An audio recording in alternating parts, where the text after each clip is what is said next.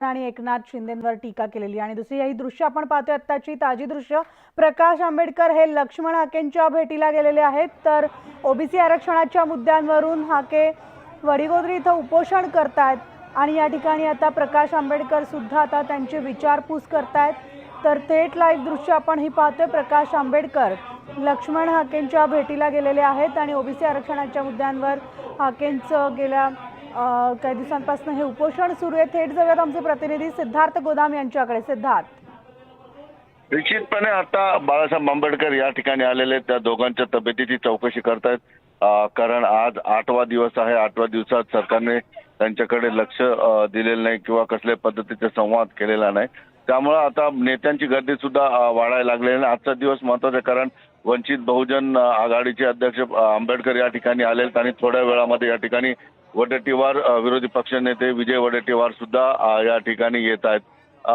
आज 8वा दिवस आणि दोघांची परिस्थिती थोडीशी खालावलेली या ठिकाणी दिसते आहे। सगळे नेते भेटीगाठी घेत आहेत, मात्र सरकारच्या वतीनं जे आहे कसल्या पद्धतीचा सकारात्मक प्रतिसाद या ठिकाणी मिळत नाही। त्यामुळं ओबीसी कार्यकर्ते, तरुण कार्यकर्ते संतप्त झालेले आहेत आणि आज दुपारच्या नंतर सरकारने भूमिका नाही केली तर राज्यभर आंदोलन करण्याचा सुद्धा इशारा या ठिकाणी देण्यात आलेला आहे। अगदी बरोबर आहे सिद्धार्थ। लक्ष्मण हाकेंच्या उपोषणाचा आजचा 8वा दिवस आहे आणि सरकारने जर लक्ष दिलं नाही किंवा हा प्रश्न सोडवला नाही तर उपोषण आणखी तीव्र करण्याचा इशारा दिलाय। प्रकाश आंबेडकरांसोबत काय बातचीत झाली आहे?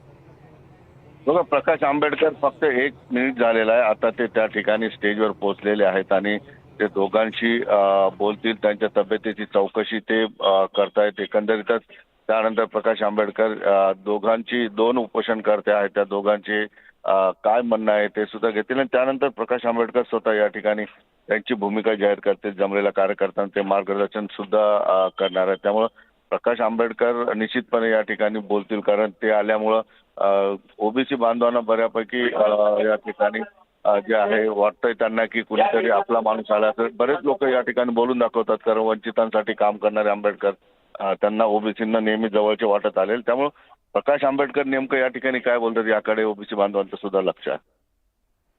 निश्चितच। तर आपण ही थेट लाईव्ह दृश्य पाहतोय। या ठिकाणी प्रकाश आंबेडकर यांच्या उपोषणाचा आजचा 8वा दिवस आहे। तर माफ करा, प्रकाश आंबेडकर हे लक्ष्मण हाकेंच्या भेटीला आलेले आहेत आणि लक्ष्मण हाकेंच्या उपोषणाचा आजचा हा 8वा दिवस आहे। तर ओबीसी आरक्षणाच्या मुद्द्यावर हाके वडीगोद्री इथं उपोषण करतानाची ही ताजी दृश्य आपण पाहतोय।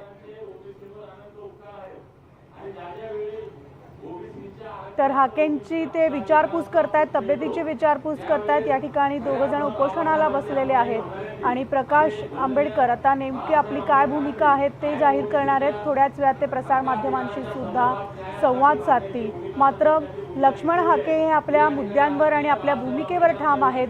जोपर्यंत सरकार प्रश्न मार्गी लावत नाही आणि ओबीसींच्या प्रश्नांकडे सरकारचं लक्ष जात नाही तोपर्यंत आपण आपलं उपोषण सुरू ठेवणार असल्याची भूमिका हाकेंनी घेतली आणि आता प्रसार माध्यमांशी प्रकाश आंबेडकर बोलतात।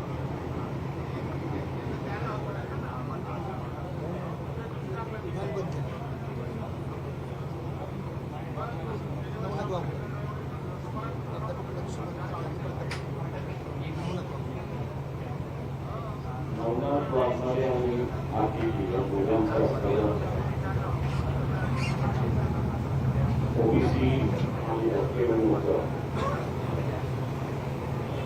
यांचं आरक्षण अबाधित राहावं आणि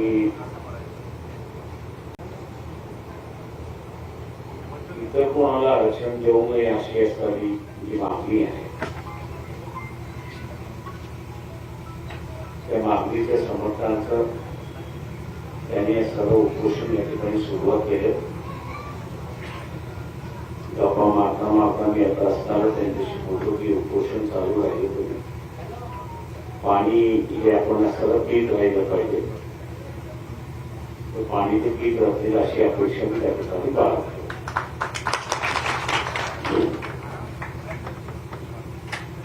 खरं म्हटलं तर शासनाने या प्रश्नाकडे असताना गांभीर्याने लक्ष दिलं पाहिजे। मला जी काही माहिती मिळते त्या ठिकाणी जिल्ह्यामध्ये निवेदन निवेदन देणं चाललेलं आहे, आंदोलन देणं चाललेलं आहे आणि मोर्चे सुद्धा काढण्याची तयारी आहेत अशी परिस्थिती.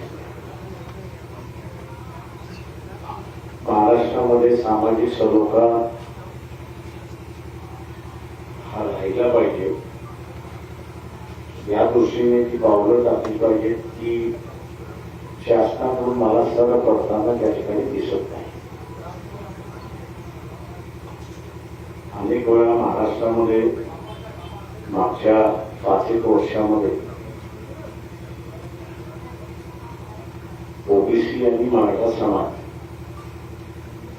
असा अनेक वेळा आमने सामने आलेला आहे. शासनाचा सुद्धा अनेक वेळा या संदर्भातला असणारा समज त्या ठिकाणी आणि जाणीव करून सुद्धा दिलेली आहे. ही परिस्थिती स्फोटक आहे. बेरोजगारी ही अजून त्याच्यामध्ये भर घालते. आपल्याला थोडंफार जगण्याचं असणारं साधन मिळालेलं आहे, शाश्वत मिळालेली आहे. त्याच्याच वरती हमला होतोय की काय आणि तेच निघून जातंय की काय याची असणारी चिंता ही भटक्या मोठा ओबीसी समूहाला आहे अशी परिस्थिती आहे. तेव्हा ही जी भीती आहे, या भीतीला कुठेतरी आपण असणारा हात घातली पाहिजे, चर्चा केली पाहिजे आणि जे राजकीय पक्ष आहेत आणि ते राजकीय पक्षांचे नेते जे आहेत त्यांना भूमिका घ्यायला आपण सांगितली पाहिजे आणि त्यातून असा एक मार्ग काढला पाहिजे असं त्या ठिकाणी मागतो. पक्षाच्या वतीने जे आहे ते आम्ही आमची भूमिका त्या अगोदरच जाहीर केलेली आहे. ओबीसीचं असणारं आरक्षणाचं दार हे वेगळंच असलं पाहिजे. ते मंडळ कमिशनने निर्माण केलेलं आहे आणि त्यावेळेस अनेक मुद्द्यांचा उहापोह त्यावेळेस झाला होता, निकाली लागला. मंडळ कमिशन हे असताना 80 साली आलं होतं. आज आपण असताना 2024 मध्ये आहोत. 44 वर्ष होऊन गेलेली आहेत. समाजामध्ये चढ उतार हा होत असतो. तेव्हा नवा कुठला तरी वर्ग निर्माण होतो की ज्याला शासनाच्या मदतीची आवश्यकता असते. ही परिस्थिती लक्षात घेता ज्यांना आवश्यकता झालेली आहे त्यांना कशा पद्धतीने असताना मदत करायची याचा सुद्धा शासनाचा स्वतःचा अधिकार आहे. पण एखादी व्यवस्था सेटल झालेली आहे, म्हणजे जी शाश्वत झालेली आहे, तिच्यामध्ये आपण असं गडबड करण्याचा प्रयत्न केला किंवा कोणाला तरी घुसळण्याचा प्रयत्न केला तर मग सामाजिक दृष्टीने असताना सलोखा जो असतो बिघडला जातो आणि ज्याला इंग्रजीमध्ये आपण म्हणतो की टेन्शन, तणाव हा असणारा त्या ठिकाणी निर्माण होतो आणि आज तणाव निर्माण झाला अशी परिस्थिती आहे. शासनाला माझी विनंती आहे की हा तणाव एक मर्यादेच्या पलीकडे जाता कामा नये आणि शासनाने ताबडतोब याच्यामध्ये लक्ष घालावं. शासन लक्ष घालील अशी मी त्या ठिकाणी अपेक्षा बाळगतो की पक्षाच्या वतीने ओबीसीचं आरक्षण हे ओबीसीनाच असलं पाहिजे ही भूमिका पूर्ण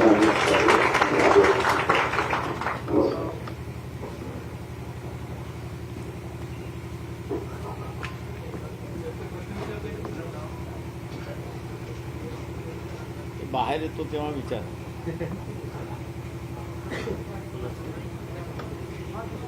हे पुढे चालू करा.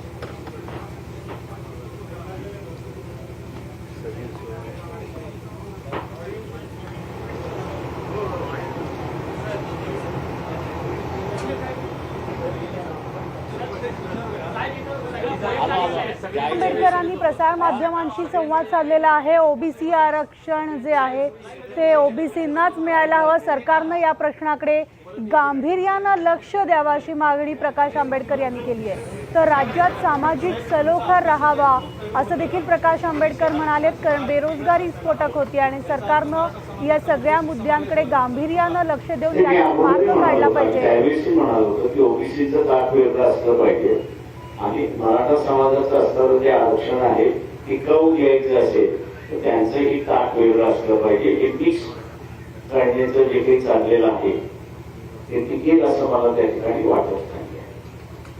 आणि त्याच्यावरचे असणारे दोन निकाल हे सुप्रीम कोर्टाचे आहेत. त्याच्यामुळे मला वाटतं असतं सरकारने ना ओबीसीनं फसवावं आणि ना मराठा समाजाला फसवावं.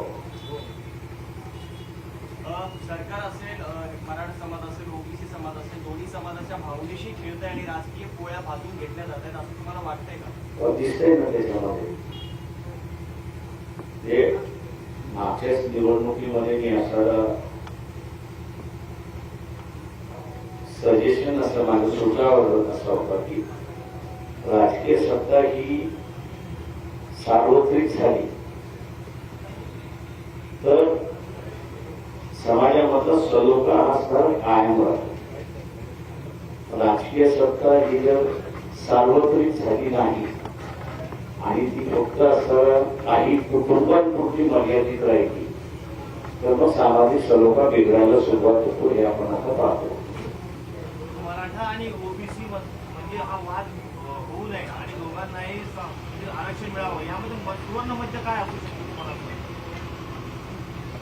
बीजेपी असताना हा सुवर्ण मतदाराचा आलाय का? राष्ट्रवादी आणि काँग्रेस हे दोघंही असताना ज्याला आपल्याला म्हणता येईल की हा प्रश्न सुटावा म्हणून त्यांची मानसिकता आहे का? तर मी असं म्हणेन नाही. दोघांनाही एकमेकांशी भिडवत राहणं आणि विधानसभेपर्यंत हे भिडवत राहतील अशी माझी स्वतःची धारणा आहे. त्याला कुटुंबाची सत्ता ठेवायची असेल तर भिडवलं गेलं पाहिजे. पक्षाची सत्ता घ्यायची असेल तर मग सलोख्याची भाषा होती.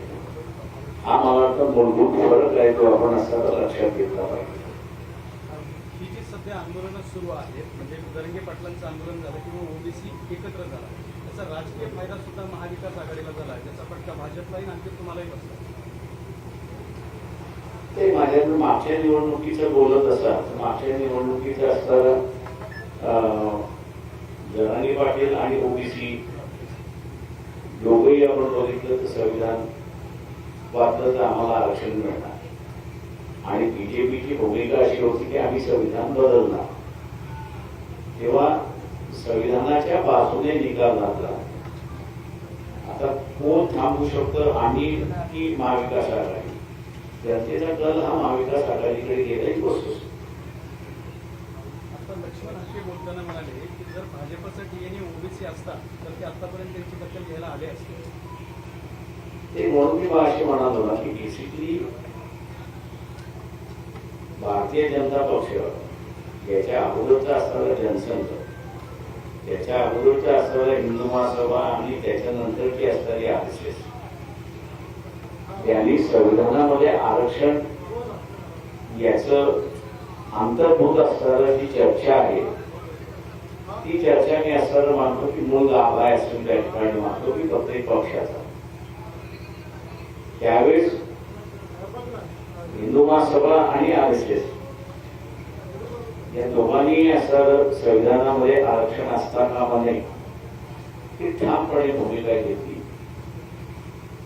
तीच भूमिका आजही कायम आहे आणि म्हणूनच आपण बोलत असाल की 405 संविधान बदला अशी असणारी परिस्थिती आहे. त्याच्यामुळे माझं म्हणणं असं आहे की आरक्षणवादी पक्षांवरतीच विश्वास ठेवला पाहिजे ओबीसीने. हा सगळ्यात मोठा आरक्षण वाचवण्याचा भाग आहे असं मी त्या ठिकाणी मानतो.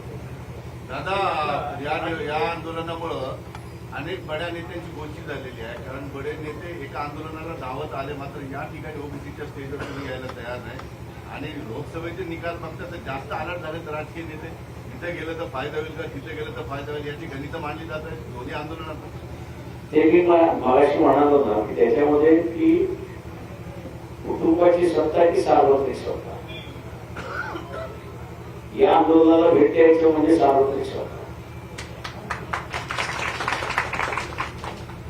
मी दराने पाटलांच्याही आंदोलनाला तिथे असताना भेटलो होतो, कारण मलाही दिसत होतं की कुटुंबाची सत्ता एकदा संपली की महाराष्ट्रामध्ये असताना परिवर्तनाची चळवळी आहे याला जोर मिळेल आणि कुठेतरी मार्ग निघेल अशी असणारी परिस्थिती आहे. परंतु लोकसभेच्या निवडणुकीच्या माध्यमातून संविधान वाचवण्याच्या लोकांच्या मनातली जी मानसिकता होती तिचा फायदा घेत पुन्हा इथे असताना आपल्याला कुटुंबशाहीच वाढली असं आपल्याला या ठिकाणी दिसतंय. त्याच्यामुळे ज्याला कुटुंबशाही पाहिजे तो या आंदोलनाला ते सहानुभूती दाखवणार नाही, भेटही देणार नाही अशी परिस्थिती आहे. तर मी बोलल्यामुळे उद्या कदाचित लाईन लागली तर आश्चर्य मानू.